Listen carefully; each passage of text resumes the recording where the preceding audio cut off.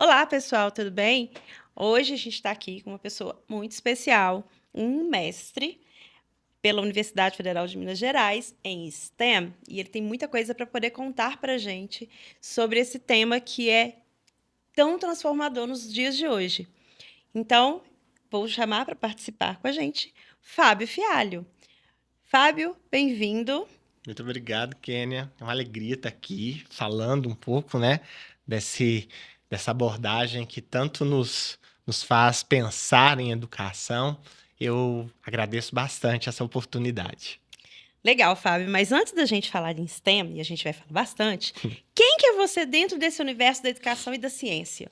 Bom, eu sou professor desde 2010. Eu atuo atualmente na Rede Municipal de Educação, né, no Núcleo de Ciências.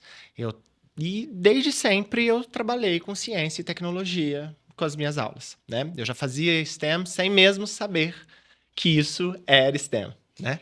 E de onde você acha que veio essa paixão por trabalhar essas aulas de forma diferente, de forma criativa? De onde que veio tudo isso? Veio primeiro da curiosidade, porque é instigante a gente fazer ciências, a gente pesquisar, a gente descobrir, né? A gente investigar. E veio também da vontade de ter aulas mais engajadas, de ver o interesse dos estudantes, né? Ver eles engajados com projetos. Eu acho que tudo isso fez eu me motivar, né, a ter essas aulas de ciências e tecnologia dentro da abordagem STEM. Aí você falou que depois você percebeu que você já fazia, né? E que incorporou toda o percurso do STEM. Mas quando foi que você ouviu falar a primeira vez desse STEM? E o seu STEM ele é um pouco diferente, né? Ele traz esse H e o que te fez incluir esse H? Bom, então é interessante a gente começar falando sobre o que é esse STEM, né? Quando a gente está falando do STEM, a gente está falando de uma abordagem, né, de um acrônimo, né, que une diversas áreas, né, do conhecimento, né? As áreas estão em inglês, né, que é Science, Technology, Engineer, Art and Math, né, que são ciência, tecnologia, engenharia, arte e matemática. E eu digo que eu já fazia isso, Kênia, porque eu sempre gostei de quebrar essas caixinhas, de não ter aula de português que terminava e começava a aula de matemática, que terminava e começava a aula de ciências. Sempre eu tentei trabalhar com as minhas turmas de uma forma transdisciplinar esses conteúdos, né? E por isso que eu sempre trabalhei com projetos, porque o projeto é uma forma da gente fazer essa transdisciplinaridade. Só que quando eu começo a estudar, ver que existia a abordagem, né, estudar sobre ela, ver a história dela e ver o viés com que ela vinha trazendo, né, que era um viés, em certa medida, muito capitalista, né, é, deixava um pouco a ideia do humano de lado e focava muito na questão ali do lucro, da produção, né? Preocupação em produzir De esse produzir. produzir esse profissional. Eu preciso, porque eu me lembro até quando eu estava no mestrado pesquisando sobre isso, uma das coisas que eu encontrei, que eu fiquei até impactado, foi que essa junção de áreas, né, que depois se tornou o STEM Education, que perceberam que para responder de certos problemas era necessário essa junção de áreas. A ciência sozinha não conseguia responder sem a matemática,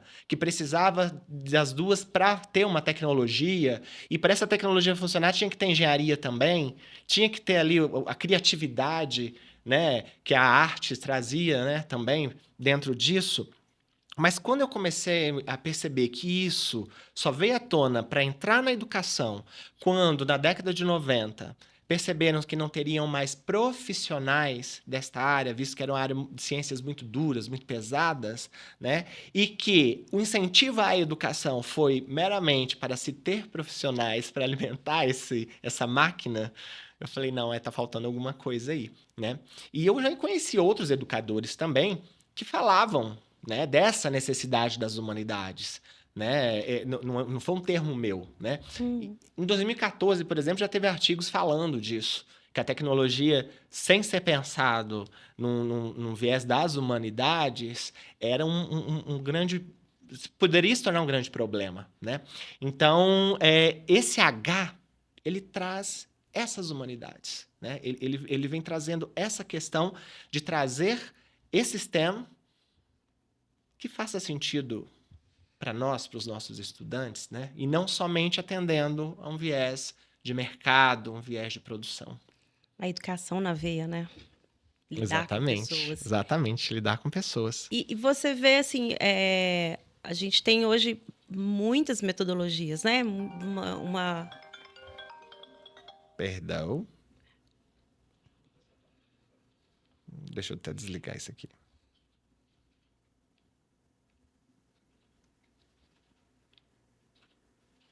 Ele está no silencioso, mas quando está no computador, o computador é que toca.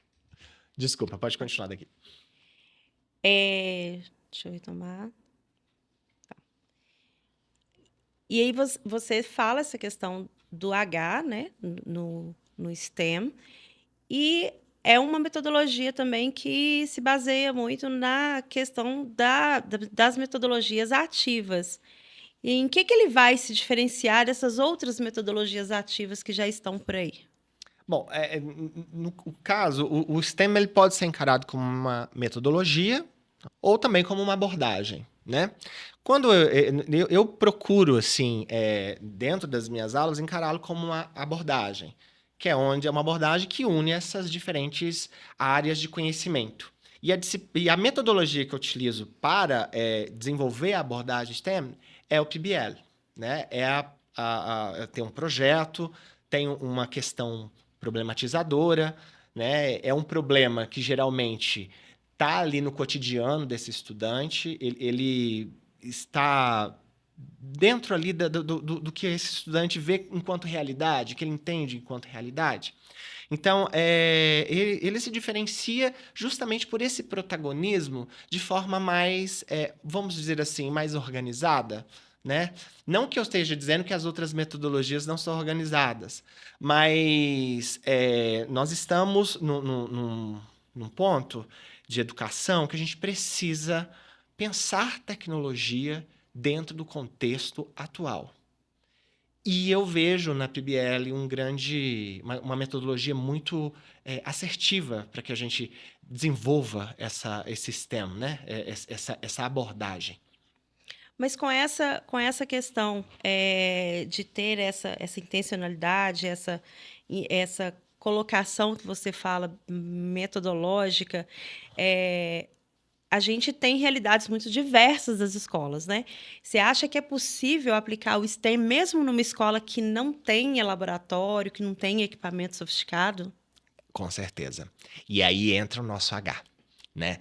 Porque esse STEM ele tem que ser pensado para aquele estudante que mais precisa, né? Porque quando eu estou falando de H, Kênia, eu estou falando de vulnerabilidades, eu estou falando de subjetividades humanas, eu estou falando de uma educação que pensa nesse estudante de fato, né? Eu estou falando de ético-racial, de entender que a maior parte dos nossos estudantes são pretos ou pardos e que eu preciso pensar não de uma forma eurocentrada ou de uma forma americanizada. Eu tenho que pensar em o que vem, não que eu esteja desprezando também, mas o que está vindo de lá, eu preciso pensar se vai fazer sentido para o meu estudante aqui.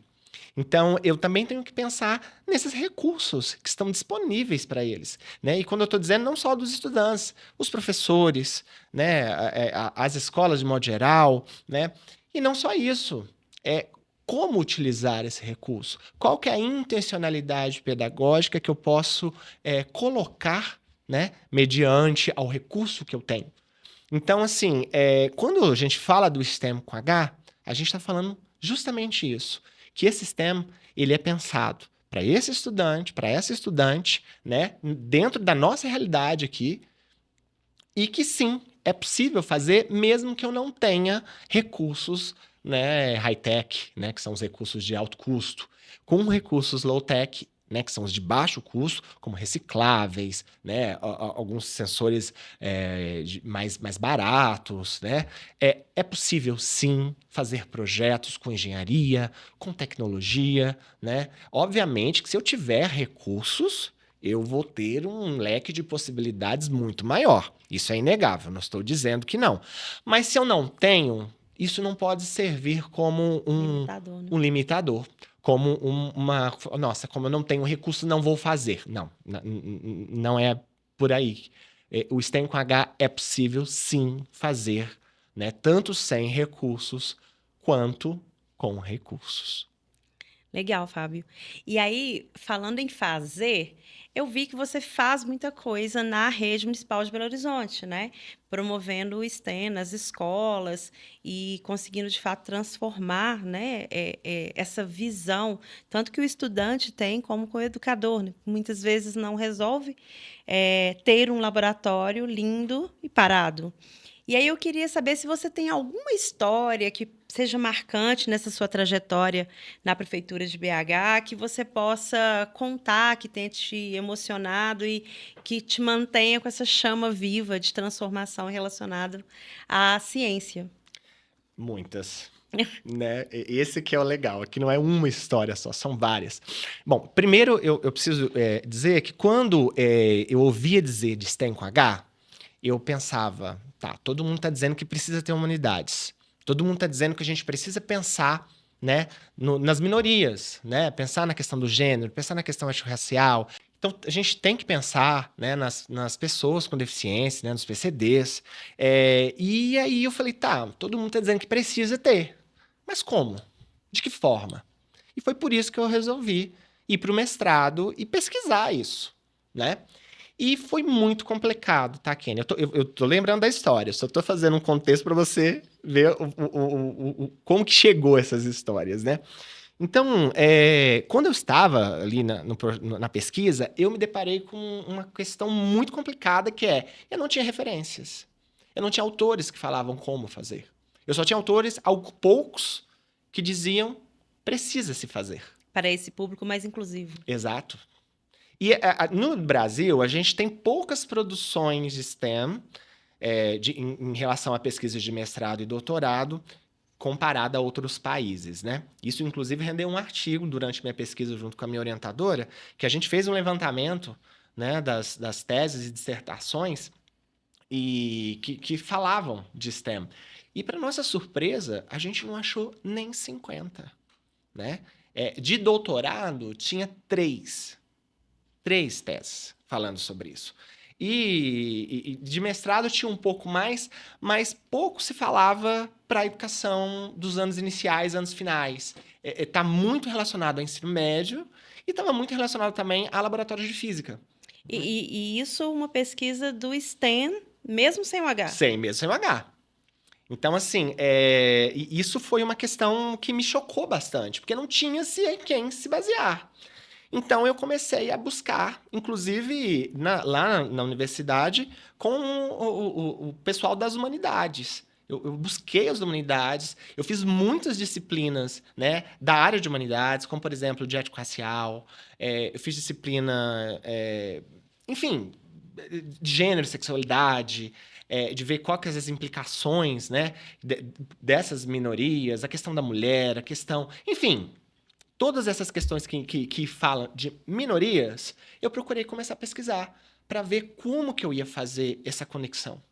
E foi num artigo que falava da educação do Congo, dos Bantu, que eu percebi uma semelhança gigantesca da forma com que eles educavam em África, especificamente no Congo, né, com o Kindese. Que o Kindese, ele dizia que se você quer aprender o que o oleiro faz, eu não passo um slide explicando o que o oleiro faz. Eu não pego o professor pega a turma dele, leva lá no oleiro e vai fazer ali o trabalho mão na massa. Entendeu? Ele vai para experienciação. É ter uma experiência com ação. Então, Isso me tocou muito, porque eu falei, gente, é o que eu venho fazendo, é o que eu defendo. Isso já está sendo feito há muito tempo. Então, a forma com que se formatou a minha pesquisa, ela foi nessa ideia de pensar nas minorias dentro dessa perspectiva do Quindese, né? Junto com a ciência e tecnologia, que é o que está no nosso cotidiano aqui, né? Que nosso cotidiano, infelizmente, é muito diferente do cotidiano das crianças lá de África, né? Do Congo. E isso, Kenia, gerou uma formação. Foi o produto do meu mestrado. Na verdade, eu gosto de dizer que foi o recurso educacional que a minha pesquisa gerou. E essa formação, ela foi implementada com professores. Aí vem as E aí experiências. vem as experiências, porque quando a gente começou, quando eu comecei a dar essa formação, foi muito interessante, porque era uma vez por semana que a gente encontrava e ficava ou uma manhã inteira ou uma tarde toda. A gente teve quase 500 inscrições, foram muitas. Eu tive que fazer várias turmas para conseguir dar. E eu via que as pessoas chegavam achando que era uma coisa e falavam, gente, dá para fazer, é possível fazer. E detalhe, eu procurei usar só explicando que existia essa questão do high-tech, mas na formação a gente procurou usar o low-tech. Quase todas as práticas foram com recicláveis, né? E as professoras ficavam muito empolgadas, os professores, né? Os professores, as professoras participantes, porque era uma coisa que dava pra fazer na sala de aula. Eles chegavam e conseguiam fazer. E aí, conforme a gente ia fazendo os encontros, começou a surgir as histórias, né? Eu me lembro de uma que a gente estava indo pro terceiro encontro e uma das professoras chegou para mim com um bolinho de dinheiro e me entregou. Aí eu falei assim, mas todo mundo, né, ficou assim, uai, a professora chega com um bolinho Bolinho de... de dinheiro. Um bolinho... era dinheiro impresso, de mentirinha, né? Obviamente. Mas veio um tanto assim de dinheiro. Aí eu falei, uai, mas o que foi isso, professora? Ela, não, é porque lá na escola a gente tem um projeto de educação financeira. E os estudantes, eles estavam juntando a sala inteira, né, para comprar um horário na quadra. Porque se eles fizessem para casa, eles tinham uma quantidade de dinheiro que eles ganhavam. Se eles se comportassem, tinha outra quantidade. Existia uma lista que foi passada pelo grupo de professores, eles elencaram, né, desafios, atividades que se os estudantes fizessem, eles tinham ali um dinheiro. E eles poderiam comprar, por exemplo, hora de ócio. Se eles quisessem comprar meia hora sem fazer nada, só para conversar ou para brincar, eles poderiam. Que legal. Eles poderiam fazer isso. E aí eles começavam, a quadra era o mais disputado. E essa professora em questão, ela tinha executado uma das práticas que a gente trabalhou na formação. E os meninos adoraram, as estudantes ficaram muito engajados com aquilo. E na semana seguinte, eles conversaram entre eles, quando a professora chegou, né, eles ajuntaram o dinheirinho de 3 meses, porque a quadra era muito cara. Era muito cara. Né? E eles entregaram para ela e falaram, professora, a gente decidiu que a gente não quer aula na quadra. A gente decidiu que a gente quer comprar uma outra aula Nossa, que máximo. daquela que você deu na semana passada. E ela falou assim, gente, eu já ia dar essa aula mesmo. Porque é uma das coisas que eu procurei falar muito na formação, sabe, Kenny? A gente não está trazendo uma outra metodologia impossível que só eu sei fazer. Não é essa a ideia. E não é a ideia também trazer mais serviço, mais trabalho. Nossa classe já está muito cansada, já está muito sem tempo, né? O que não significa que não tem planejamento, que não tem intencionalidade pedagógica e que não tem aprofundamento, né, do currículo, enfim. Mas quando as pessoas, os professores entendiam, né, essa abordagem, o que ela é, como que se trabalha ela, né, como que se dá a transdisciplinaridade e como que se engaja os estudantes, é fascinante. Era muito interessante ver e ouvir as histórias, muitas, né, que eles traziam pra gente. Uma outra também que eu não posso deixar de citar é de um grupo de estudantes que a gente começou a falar sobre educação ambiental E eles começaram a fazer a pesquisação sobre o que era educação ambiental, né?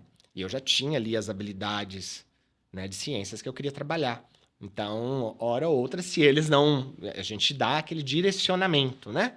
Que é a famosa mediação pedagógica, né? Que todo mundo fala, mas que pouca gente sabe na prática como fazer. E eles descobriram, né, que a maior poluição que se tem não é dos carros, é do gado, é da pecuária. E é por causa da pecuária também que se desmata muito, porque a gente precisa tirar a mata para plantar capim, para ter mais gado, para ter mais carne, para vender e exportar mais carne, e isso gera muito gás, né? Como podemos resolver isso? Foi a nossa pergunta, problema. E aí, conversa vai, conversa vem, pesquisa aqui, pesquisa ali, descobriram que era possível fazer carne em laboratório. Isso gerou uma visita ao FMG. Nós fomos até o laboratório, né, lá da professora Luciana, né, que muito nos apoia, né, lá do Departamento de Bioquímica. Ela e os doutorandos dela têm um projeto muito já adiantado sobre essa questão da carne de laboratório. E foi uma coisa, assim, fantástica, sabe? Descoberta incrível. Exatamente. Então, toda aquela parte de célula, né, da réplica... Formação de tecido. Exato, formação de tecidos, tudo aquilo que eu queria trabalhar, se trabalhou-se por meio desse projeto, que inclusive foi para os Estados Unidos, a gente apresentou lá pelo LSI, com representantes da NASA, e foi uma experiência, assim, que... O que eu posso dizer? Que o STEM tem feito coisas comigo e me levado a lugares que eu nunca imaginei que eu iria. Fantástico. Você citou aí 2 que já devem ser desses projetos mais criativos, né. Tem mais algum que você gostaria de destacar? E para o estudante, né, o que que os estudantes mais gostam dentro desse processo em que eles vivenciam o STEM? O protagonismo, que é uma outra questão que a gente precisa desmistificar. Que as pessoas com quem eu tenho conversado, principalmente eu vi muitos professores entendendo o protagonismo como deixá-los fazer da forma que eles quiserem. E não é bem assim.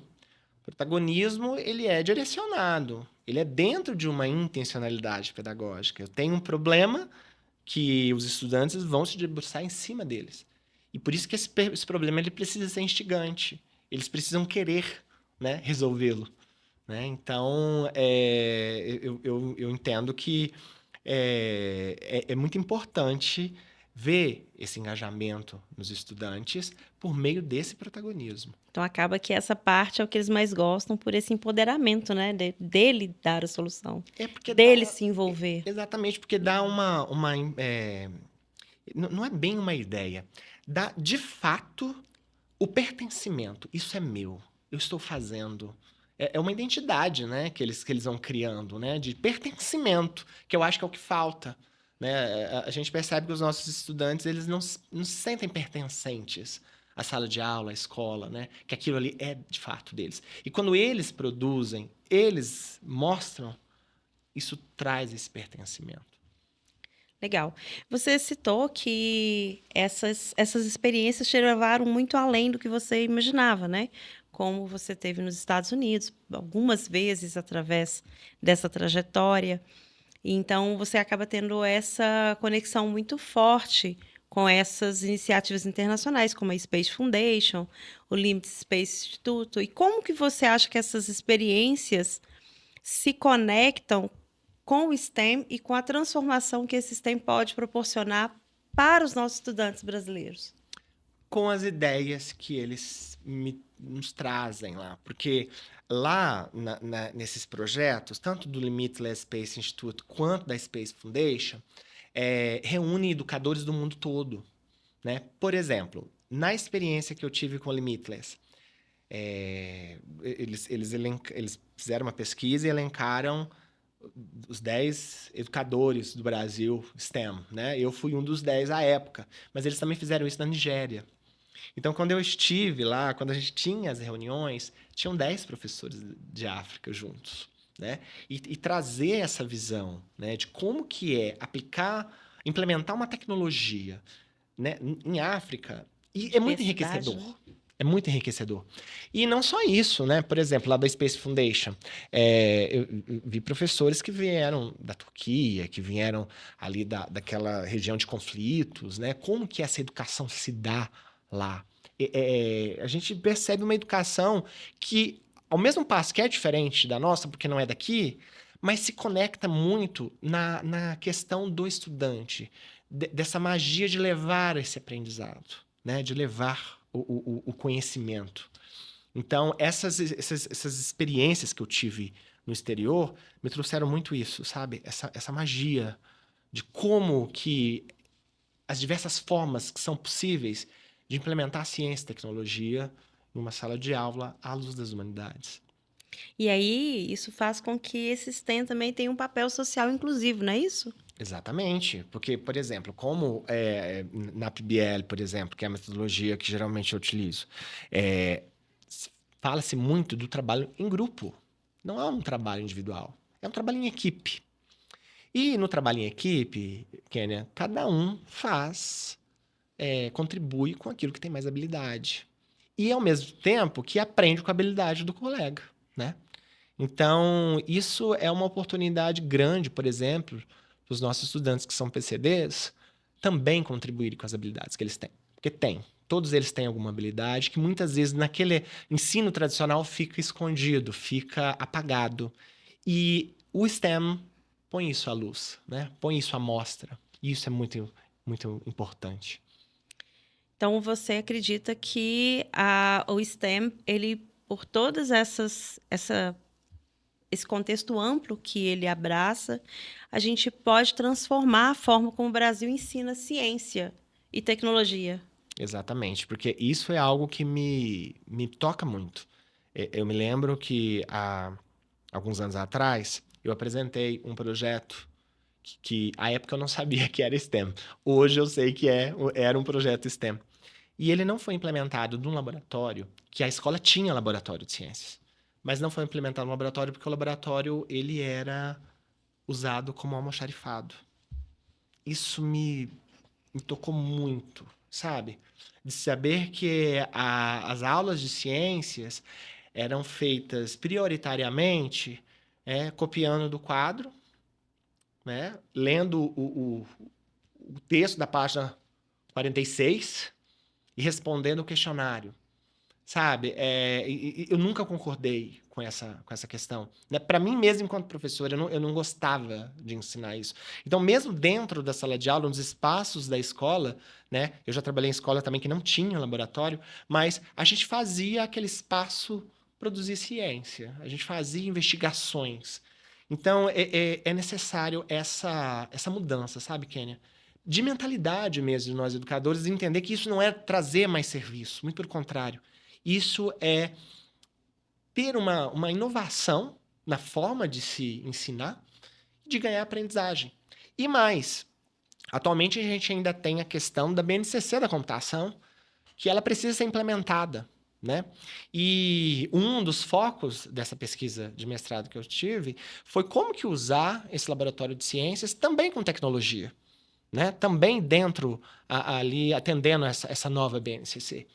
Então, assim, o STEM ele conseguiu me trazer muitos caminhos possíveis para que a gente faça um ensino, de fato, dentro do laboratório de ciência ou fora dele, né, significativo para esses estudantes, né?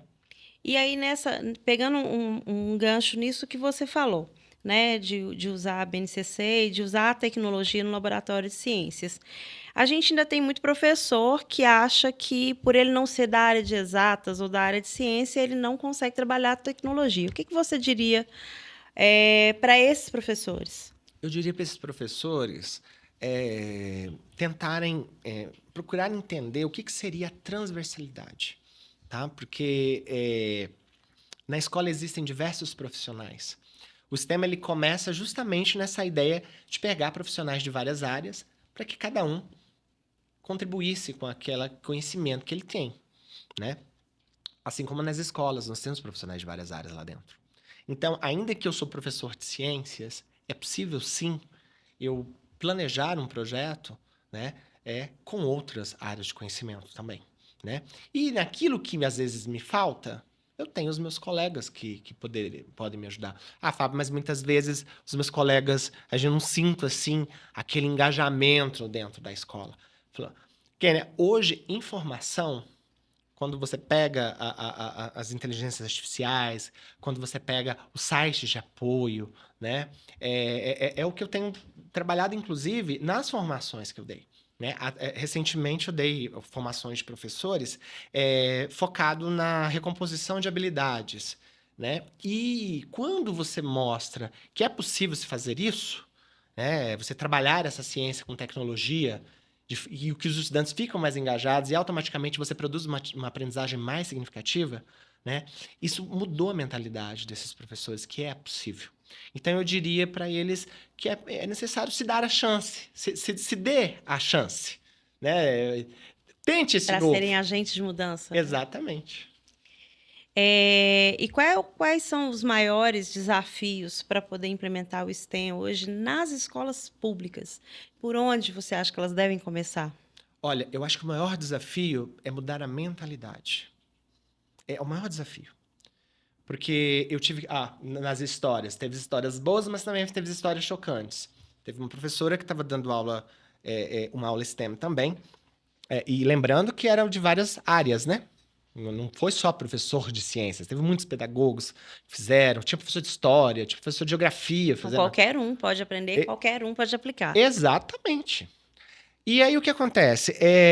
Como não estavam as carteiras enfileiradas e os estudantes estavam trabalhando, conversando, engajados, uma da coordenadora parou na porta, chamou o professor e falou: quando acabar a aula, passa na minha sala.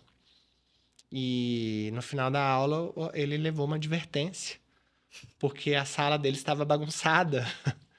E ele relatando essa experiência para mim, ele falou: foi muito frustrante eu ter que explicar o básico, que eles não estavam fazendo bagunça. Que foi uma das aulas mais engajadas que eu já dei na minha vida. É porque eles estavam todos conversando sobre aquilo. E a aprendizagem que eles tiveram foi muito mais significativa que se eles estivessem enfileirados ouvindo eu falar. Que, na verdade, o que a gente sabe que o que menos acontece hoje é estudante ouvir professor falar, né, Kênia? Isso também vai para uma outra questão da desvalorização, do respeito, né, e tal. Mas o que eu quero dizer é que há formas da gente engajar esse estudante e não é o tradicional que o pessoal está acostumado. Então, eu acho que o maior desafio é mudar a mentalidade dos professores para querer colocar isso em sala, primeiro.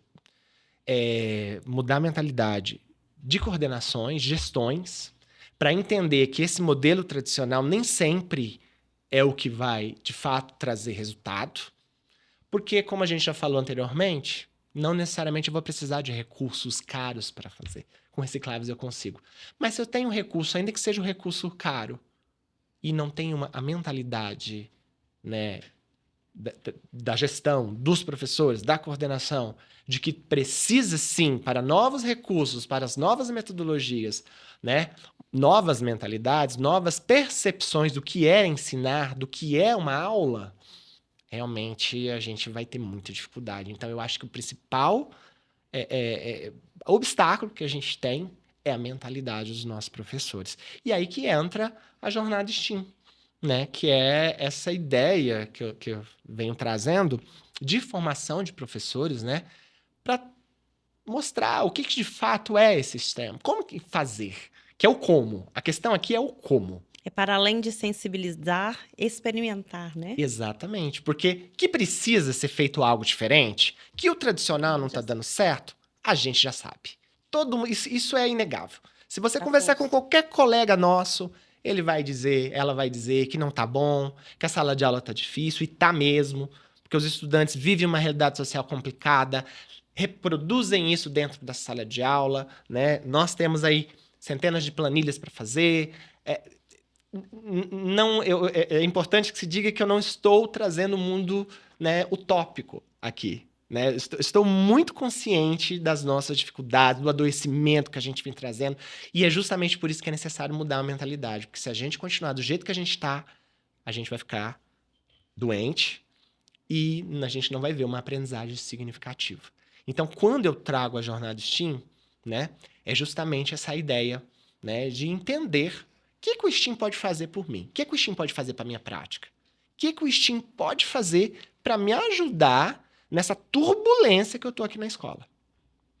Então, para a gente ir finalizando, a gente percebe toda a sua paixão, né, em relação ao STEAM, em relação à ciência e essa forma do ensinar. Então, eu queria saber, assim, o quais são as pílulas diárias que te movem a continuar com essa jornada e qual que é a mensagem que você deixaria para os professores que estão te ouvindo, e querem inovar, mas ainda tem medo de tentar, tem receio de, eu não dou conta, comigo não funciona. O que que você diria para eles?